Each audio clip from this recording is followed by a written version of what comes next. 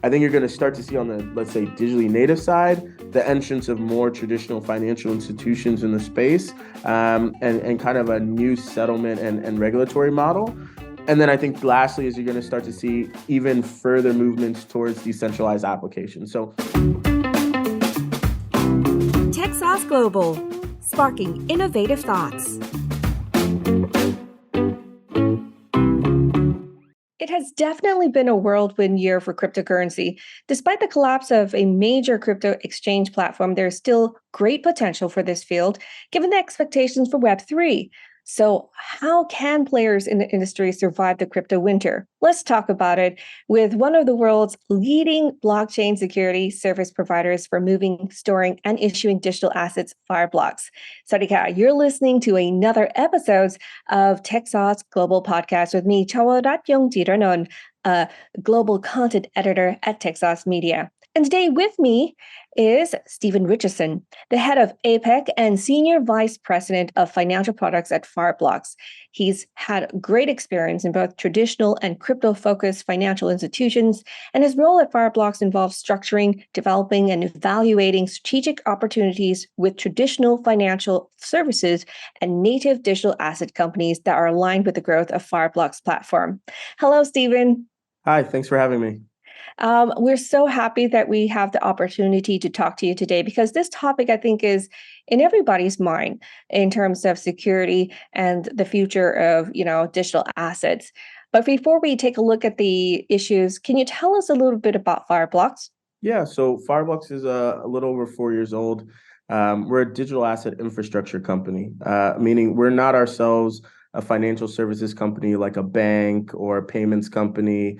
In that way, we really are a backbone infrastructure. So really what we do is we provide the secure infrastructure that you would need to be able to operate in digital assets. So think about things like the wallet infrastructure, so how you manage the private keys that hold your assets on the blockchain, as well as all the networking connectivity elements that you would need. So how you connect to different liquidity venues like exchanges and market makers, how you manage some of the operational elements of utilizing digital assets as forms of payment, how you interact with things like DeFi protocols. All of that technology and all of that kind of broader technological infrastructure is what we provide at FireBlocks, and we do it at scale. So really enabling folks to get leading security infrastructure while not having to build that themselves, and understanding that they can leverage a team like FireBlocks to be able to get to market quickly and offer clients to their products or for their own trading purposes. A very big role indeed in the industry. And I'm sure you've done so much in the past 4 years. So, with your experience in this field, what is your opinion on the funding winter the world is experiencing right now? Do you agree that there is a winter, or and if so, how long do you think it's going to last? Yeah, so I mean, I think across the board, I think not just in things like digital assets, but I think broader investment basis, like we've seen a little bit of a slowdown that can be in tech and in digital assets across the board. I think it's quite interesting, right? We've still seen folks raise. I think you saw folks like Chainalysis recently raise. I think really good businesses with really strong business models, and I think generally strong infrastructure players, I think in this market are still able to raise capital, right? If you look at the space overall, there's been an influx of cash to large VC firms across the board. Many funds have been raised over the last few years with significant capital that they still need to deploy. What I think it has happened is there's been more prudence around how and where to deploy that capital. And there's been more due diligence, I think, in the wake of some of the broader events across the board to make sure that when capital is allocated to different companies, they're really strong business models. They're really strong operational teams. There's really strong governance in place. And so I think there's just this process of enhanced due diligence, not necessarily a broader winter. I think, for businesses that do have very strong pillars from a product perspective, a very strong product market fit, and a very strong executional capacity, those folks are still able to raise in this environment. And I think that's a good thing, right? And I think the enhanced due diligence and kind of scrutiny that VC firms and other players are making in the space to ensure that their investments are secure and that they're able to return capital back to their investors, I think is a good thing. I know it's kind of tough to kind of estimate how long this winter is going to be, but I'm sure a lot of people are like, you say the broader sense. Would you say how much of it would eat into like 2023? Because a lot of people have high hopes for 23. They're kind of like just tired of 22.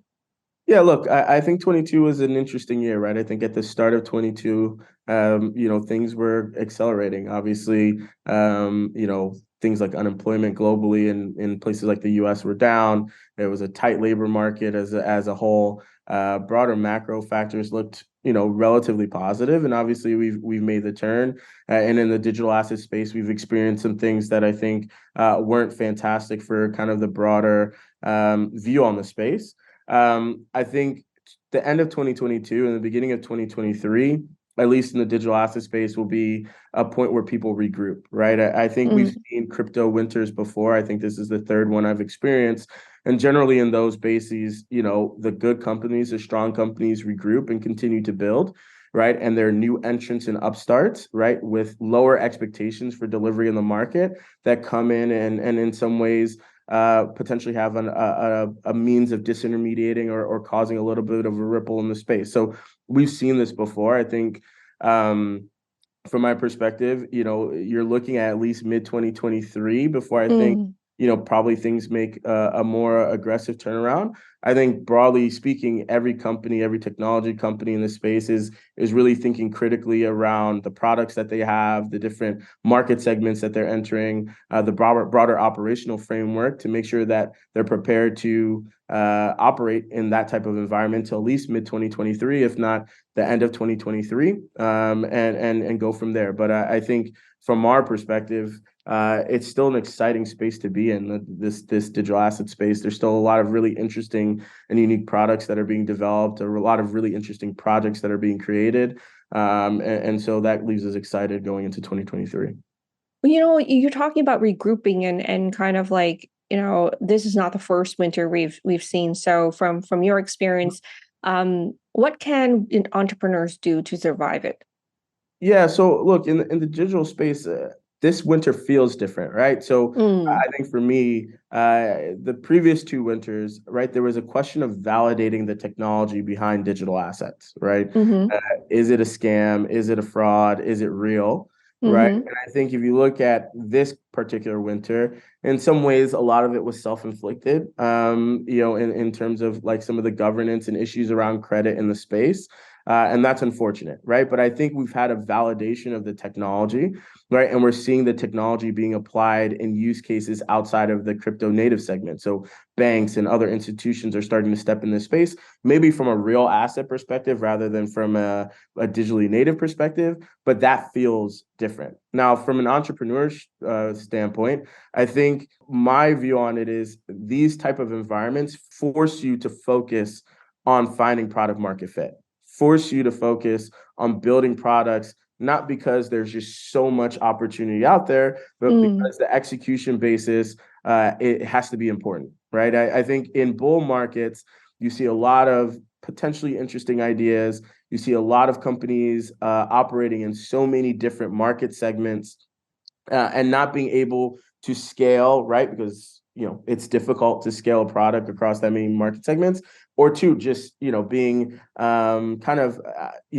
too fast, right? And so I think in some of the ways, this type of market forces you to understand what is the value that you're going to drive in the market. How do you drive that value? Who are your first set of beta customers? Who are you working with and building ecosystem plays with? And how do you then launch a product that would be successful? And I think that's a good thing for the space. It's something that at FireBlocks we think about all the time, even though we're quite large and scaled at the moment. We think about what's the right product market fit. We think about what new segments should we enter and how do we enter those markets, and how are we successful when we do enter those markets. We think about what are the right ecosystem plays to basically leverage and to partner with.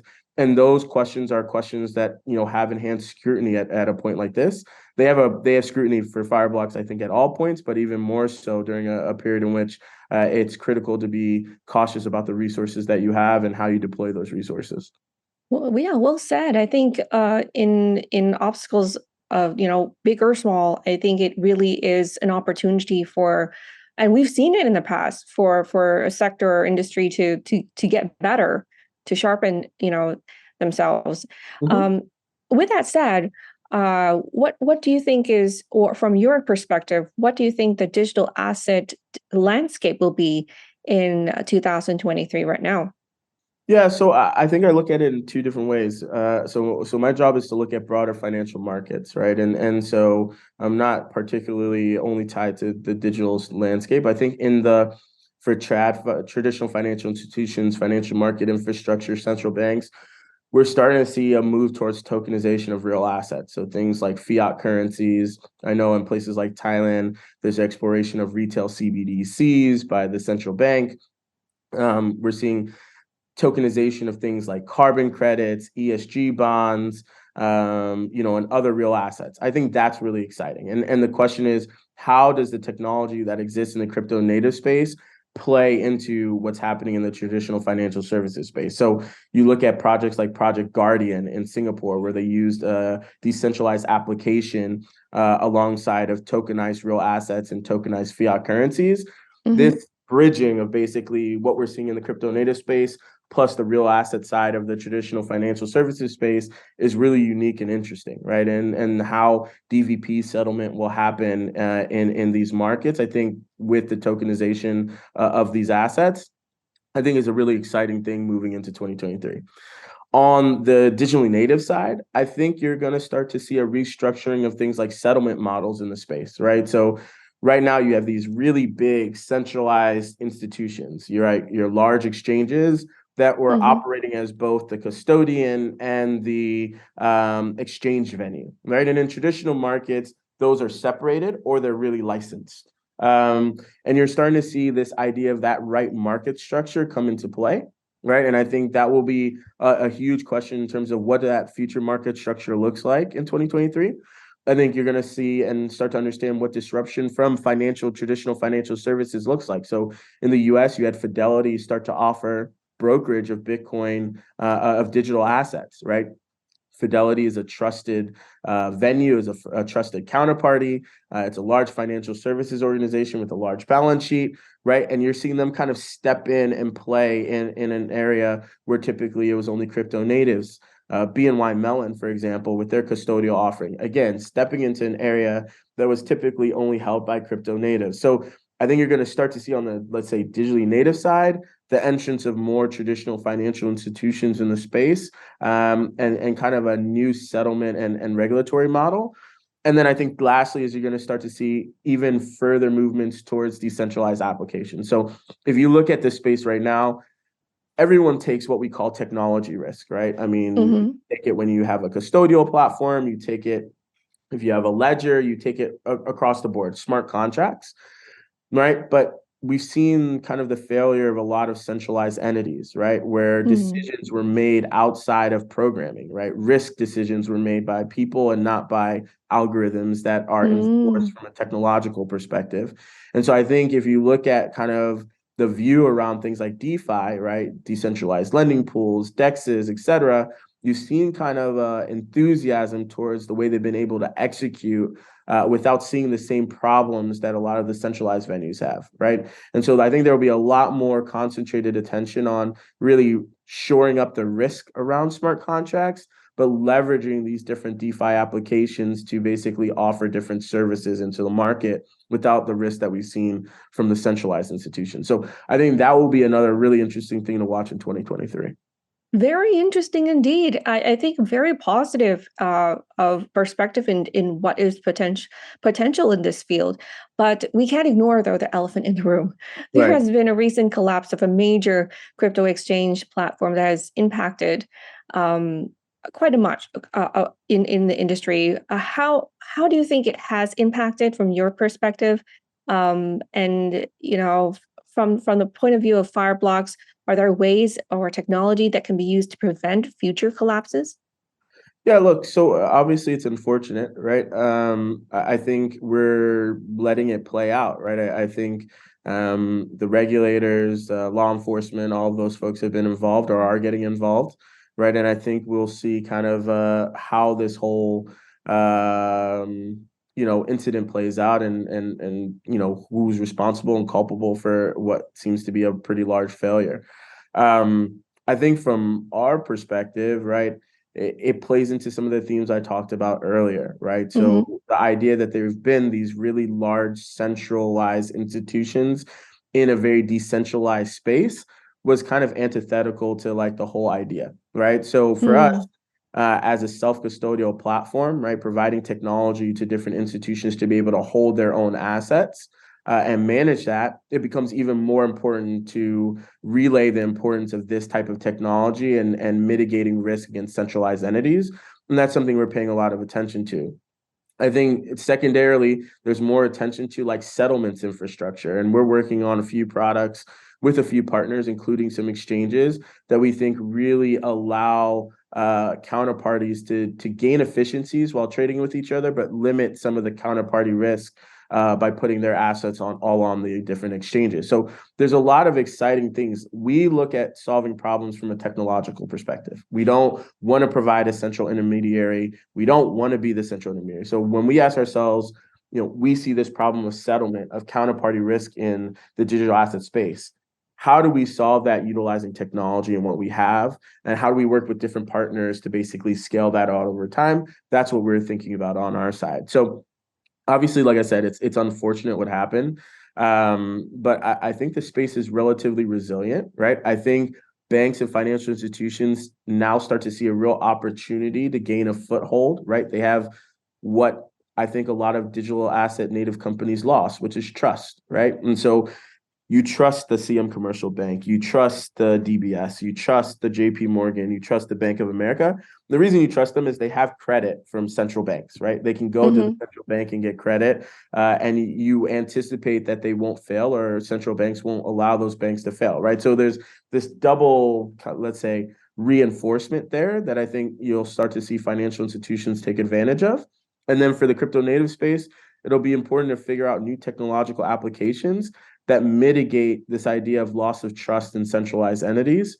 And that's a result of what's happened here. And so it'll be important for these centralized entities to adapt over the next year or two in order to stay relevant.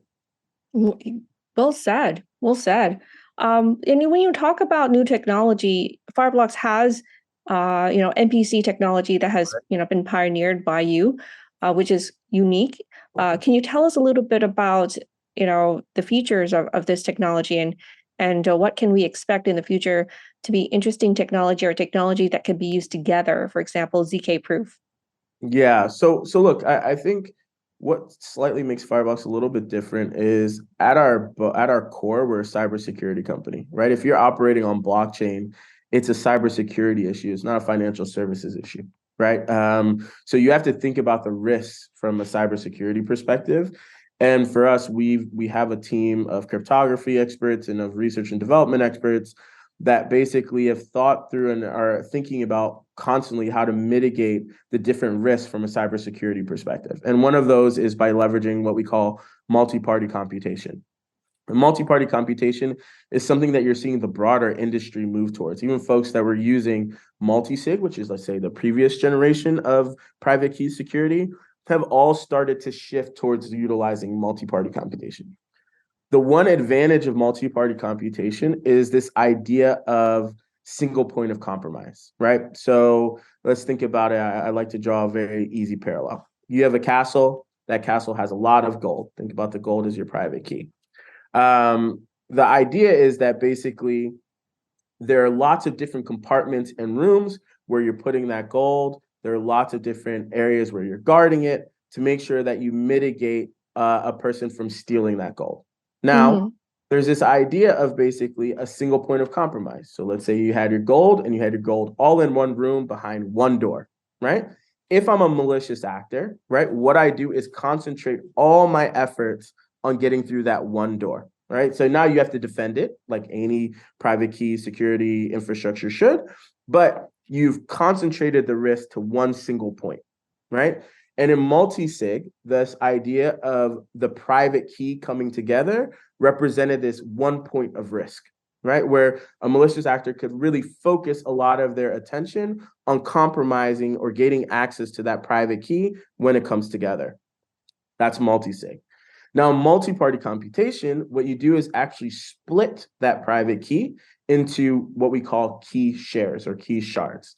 And not during the genesis of the private key or during the signing of the private key does that private key share come together all at once to sign a transaction. So really, throughout the whole process and the life cycle of really interacting with the blockchain and signing transactions, this private key, which actually controls access to your wallet or to your tokens and your ability to move those assets on chain, it never comes together in one place, right? And that's the benefit of multi-party computation. It makes it harder, right, for a single point of compromise to occur because you can split those different key shares up and make it harder for someone to gain access to all of those different key shares.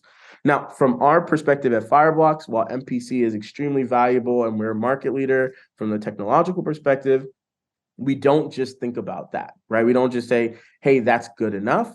We actually think about how do you harden all the sensitive and encrypted information around the private key? How do you manage and harden the API interfaces? How do you manage the deposit addresses that people are interacting with? And I liken it to you have a lot of gold in a castle. You put your castle up on a mountain. You put a moat around the castle. You put some snakes and some crocodiles in the water, and you build a very high wall, right? You create lots of different adverse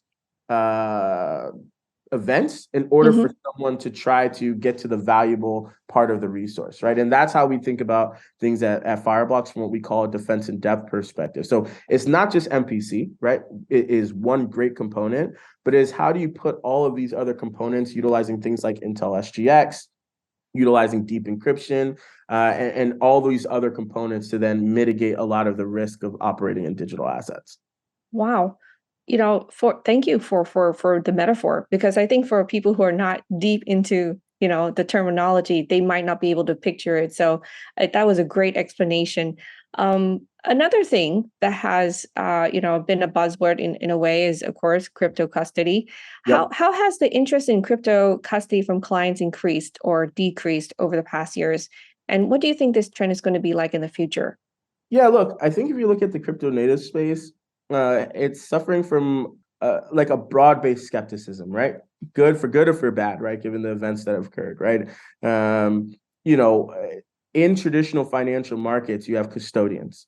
And I think no one really questions if a licensed custodian is holding the asset that they're supposed to be holding, right? You wouldn't go to JP Morgan or BNP Paribas Security Services and say, are you actually holding what I gave you, right? Because they're a licensed institution that is regulated as such. What you're seeing in the crypto space, though, is even a questioning of those licensed custodians, right? Whether or not they're actually holding the assets that you anticipate that they're holding, whether or not they have enough balance sheet to cover a risk of loss. I think it's one thing for a BNY Mellon to come in and be a custodian in the space, but you're looking at the idea that you have custodians in the space that have a smaller balance sheet than the customers they're executing custody for. So there's a real question about counterparty risk and how do you evaluate that, even in the circumstances that they're regulated. And I think there's been this realization that's been happening amongst a lot of folks around that. So from our perspective, we're seeing a bigger push towards what we call self-custodial technology. I reiterated this first. Everyone takes technology risk, right? Whether or not you're using a licensed custodian, right, that is managing the private key material on your behalf, or you're doing self-custodial technology, you're all taking a technology risk. You're taking technology risk to the technology that they're using. You're taking technology risk to the technology that a third party, infrastructure provider like FireBlocks provides. It's just a matter of how much risk it's a matter you're of how willing to much take, risk, right? right? It's a matter of like how much risk you're willing to take. It's a matter of what does that technology look like on that side? It's a matter of if someone is managing the private key on your behalf and something goes wrong, do you have enough balance sheet to cover that, right? Do they have enough balance sheet to cover that, right? And so really we think there's an interesting place for self-custodial technology. And then we think there's an interesting place for like custodians that have the right type of balance sheet to really operate in the space, right? So, if you look at what we've done with folks like BNY Mellon, we're excited about that opportunity because it represents a really large traditional financial institution with the type of balance sheet and the type of trust in the space that is required to, I think, grow and scale, let's say, institutional custody, right? And so I think that's an exciting thing for us. For everything else, right? And I think even for folks that are institutions and regulated, we believe self-custody is a really good solution, right? And we think that providers like us that only focus on the technology part of things, right? We don't have other businesses in financial services. We don't have a trading business. We don't have a brokerage business. We don't have a lending business. We're solely focused on providing really best-in-class technology. That's the type of partner you want to go into a custodial or technologically custodial relationship with. We're like still in the frontier of, cryptocurrency. We're still, it's like, it's really something that is always, you could say, it's moving, it's changing all the time. And like any innovation, right? You have that period where there's like, you really have to be a risk taker or, right. To be confident to get into cryptocurrency. But then, of course, there's a lot of confidence. There's a lot of hope for Web3 and crypto in the future. But, we have, with the amount of scams that we've seen so far, how significant is it in terms of impacting the concern over cybersecurity and Web3 and crypto in the future? And are scams going to be easier or harder to handle when, you compare it to Web2? Look, so I think in anything, folks have to think about value-driven decisions, right? Whether or not you choose to invest in equities, whether or not you choose to invest in gold, whether or not you choose to invest in crypto, right? There should be a thesis and an understanding of why you're investing in what you're investing and the due diligence to think about what is the project, what are they adding, what's the value, right? That should be, to invest in any asset class, that should be like the set of questions that you ask yourself. It shouldn't just be about, oh, there's 1,200% return on my asset, right? It is, what is the benefit? What is the project trying to do? What's the utility of that project, right? And do I believe in that thesis in terms of what it's doing, right? I think people are becoming more and more educated in terms of the questions that they should ask.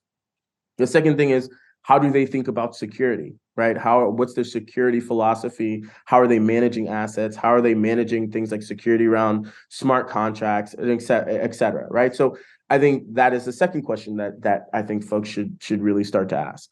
Now, I think we're seeing more value-driven Web3 projects, right? I think you're starting to see the utilization of things like NFTs for like real world use cases on the retail side for, other bases and exposure into other real assets. And I think that is exciting. I think you start to see more interoperability between the assets that people hold every day and bringing those on chain and the digitally native assets that are created, right? And bringing them towards, the broader investment class, right? And so I think that's an exciting thing for everyone. In terms of scams, right? I think, look, across the board, they're good and bad players, right? I think that when you think about what that means, in FX, right? We've seen it in equities. We've seen it on the junk bond and penny stock side. We've seen this proliferation. We think that more regulation helps mitigate a lot of the risk around these scams, but we think broader consumer education also helps to mitigate a lot of the risk around these scams. So if you think about what we're seeing a lot of in the space, we're seeing a lot of effort by Web3 firms, by even retail firms to think about, how do I educate consumers around Web3? How do I educate them around digital assets? How do I start to make their engagement with digital assets feel like it's a part of their everyday life, right? Think about where the future could go, right? It could go that tomorrow you buy a ticket for a concert and that ticket is an NFT. You don't know. You don't feel the difference about whether it is an NFT or it's not an NFT or just a regular ticket or not, but potentially how that application occurs, like the entitlements you get as a part of holding that NFT, all of these different components might change the way that musicians or retailers are interacting with different customers because of this utilization of the technology. So we think there's a really broad let's say, area of value that could occur, right? And to focus kind of just only on the fact that there have been some scams, I think is kind of doesn't do a service to Web3. It's really, how do we educate people to identify those? How does the industry be more proactive about identifying those and calling them out? And then how do we enable people to ask the right questions to really question whether or not they should invest or should really allocate capital towards those type of projects? So I think that's kind of the process that I think folks need to go through, and the space needs to support. And I think we're already seeing that happen right now. Yeah, it's not like a black and white answer, right? It's like more like comprehensive Mhm. in all aspects. And lastly, I think we still have to go back to the crypto winter. I mean, Yeah. a lot of folks listening are probably just, they want to know, right? What are the key things that can end the crypto winter or boost the growth of the market again? I know that's a hard question, but from your side, what do you think? Yeah, look, on a crypto winter side, I think over the next few months, you're going to see some large institutions enter into the digital asset space, whether they enter in it for NFT custody or they're entering into it to support retail projects, or they're doing it for digital custody and brokerage, just like a Fidelity, right? You saw the announcement around TPI cap in Europe from a brokerage perspective and their digital asset business.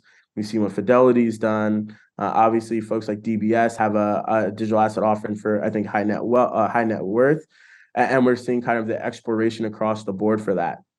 I think as more of these institutions come into the space and provide infrastructure and validate the asset class, or continue to validate the asset class, I think you'll start to see kind of a movement towards that. Now, on the digitally native side, you need retail, right? It's something, but retail has to have access, but they also have to have like the right secure controls, right? And so you're seeing clarity and regulation in terms of what should be done for folks to be able to engage in the space in the right licensing process.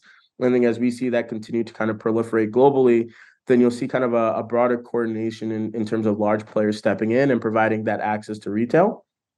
And I think you'll start to see digital assets as a whole becoming more relevant in different use cases, whether that's carbon credits or broader NFTs or ESG bonds or whatever that might be, tokenized fiat, right? We're going to start to see and be interacting with digital assets more in 2023. And I think that view of how you continue to interact in that way will drive a lot of kind of the resurgence around digital assets as a whole. So again, I don't think it happens in the first half of 2023. My prediction is you're looking at a Q3, Q4 basis, I think, for a little bit of that turn to occur. But I think we're quite excited about when that turn does happen, being a critical part of the infrastructure to enable that.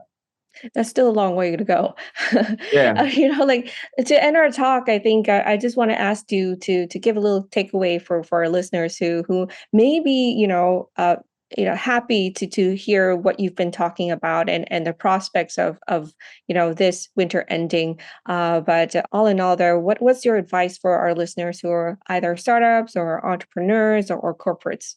Yeah, look, I think it's to keep building, right? It's to think and focus on the product market fit, right? To determine very quickly what your thesis around digital assets will be, whether digitally native assets or other real assets, right? And then build and focus on that. Finding the right partners becomes extremely important in doing that, right? And figuring out how you can get to market quickly and validate what you've built and the products that you've built will be extremely important. So, that's kind of the quick takeaway from my end. Thank you so much, Stephen, for being with us here today. And I look forward to talking to you even more in 2023 if we can find a time. I'm sure we're going to have something to talk about. Anyways, yes. And for those who are listening and want to know more about FireBlocks and Techsauce, you can always go to our website. As for now, Steve and I will say goodbye. Sawasdee ka. Bye-bye.